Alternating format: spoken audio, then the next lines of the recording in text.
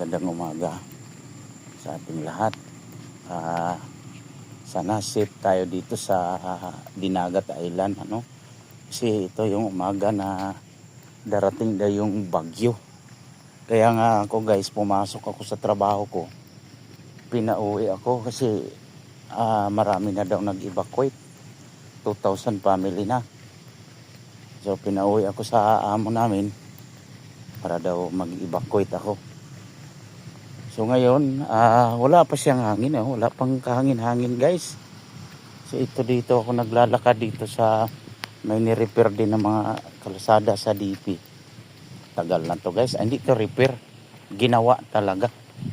Medyo matagal na to. So pauwi na ako sa bahay.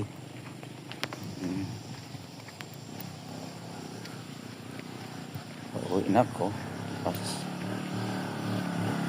Jesse boy! Bagyo! Dumaan yung